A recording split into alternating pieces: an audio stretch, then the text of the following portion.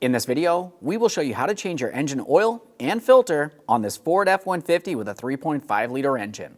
Make sure you have a brand new oil filter and 6.3 quarts of 5W20 oil. Let's get into it. Okay friend, let's get started on our job. We'll safely make our way underneath the hood and locate the engine oil cap on the driver's side valve cover. Go ahead and take hold of that, turn it counterclockwise, and remove it. A quick inspection and we'll set that aside. Now let's make our way under the vehicle. We're looking for the engine oil pan, and that's where you're going to find the drain plug. We'll use a 15mm to remove the drain plug. Make sure you have hand and eye protection and a collection receptacle underneath this area. Keep in mind, as you start removing the drain plug, fluid may come out at an angle towards the passenger side during the removal process.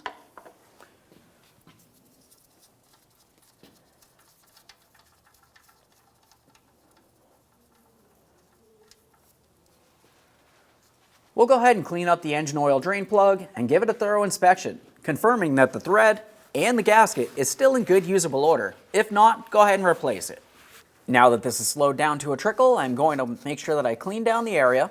A quick inspection to confirm that there's no miscellaneous debris. Of course, you can wait as long as you want to wait for that oil to finish draining. Once it's down to a trickle, typically that's about as good as it's going to get, unless you wait a long period of time. We'll go ahead and close this off, torque it to 20 foot-pounds. Clean your mess. Now we can make our way up towards the front for our engine oil filter. Now as we move up to do the engine oil filter, the port where the oil is going to come out is right in between your skid shields, right here. To gain access to the engine oil filter, we're going to make our way up along the front of the frame here. Now up in here, I'm going to use a medium-sized oil filter wrench. We'll start turning this oil filter counterclockwise to remove it.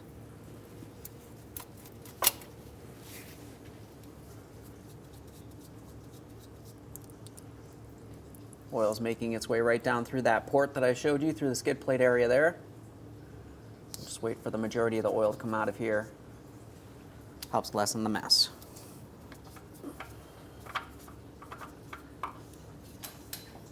There's that. Now that we have that off of there, let's clean and inspect the mounting surface.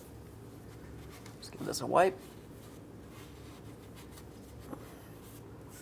We're looking for damage or debris. This looks good. Now it's time to prepare the brand new oil filter. We took a tiny bit of clean motor oil on a gloved finger and we're just bringing it right around the seal. Now we can get this in position. Start it on, snug it up.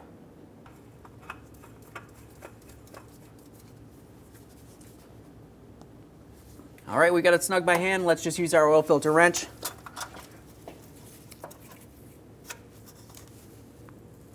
There we are.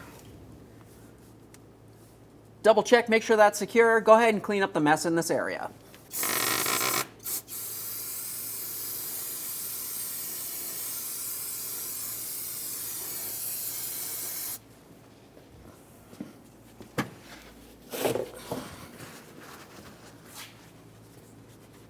Make sure it's nice and dry around the engine oil filter so you can confirm whether or not you have an oil leak after you've completed the process.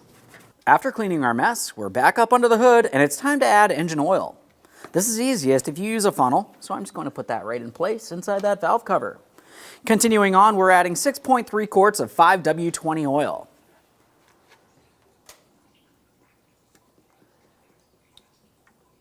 Now we can get the funnel out of here and install our engine oil cap. The next thing you need to do is go ahead and start up the vehicle. Let it run for a few seconds and turn it right back off. We're going to check the engine oil level. We'll go ahead and remove the dipstick, give it a quick wipe, and I'll show you what we're looking for here. Now looking at the end of the oil dipstick here, you can see two small dots and a hatched mark in between. That's where the engine oil needs to be, up closest to the upper mark right along here. Now what we're going to do is reinstall the dipstick and we'll pull it back out and confirm the engine oil level. If it looks like it's at the bottom of the hatched area, you need to add a little bit.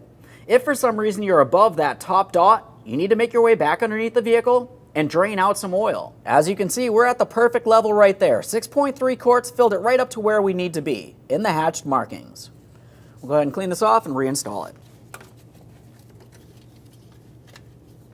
Double check, make sure everything's properly secure. Okay friend, let's get started on our job. We're going to reset the oil change maintenance light on this. To do that, we want to have the key in the on position, but the vehicle doesn't have to be running. Continuing on, we're going to be using the switches along the driver's side of the steering wheel here. We only need the arrow switches and the OK switch. Also, we'll be paying attention to the gauge cluster directly in the center there. You can see I have several notifications that pop up. One of them's telling me that I need an oil change. To start resetting this, let's use our arrow buttons. I'm going to press OK first. We'll make our way through these. And now we can use the arrow, making our way through the menu. As we make our way through, we're looking for the setting that says Settings. Go ahead and press OK for that. Continuing on, we're going to go directly into Vehicle, so we'll press OK for that as well. Now we can start scrolling through this. We'll go down a little bit. Right here, I can see Oil Life Reset. Let's press OK. This is telling me that I have 0% oil life. I just finished changing the oil, so let's go ahead and reset that. To do this, I'm going to hold down the OK button.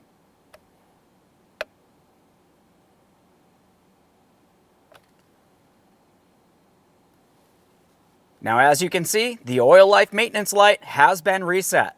Okay friend, we did our oil change and we've reset our maintenance light. At this point, you can go ahead and close the hood and take your vehicle for a road test. Thanks for watching.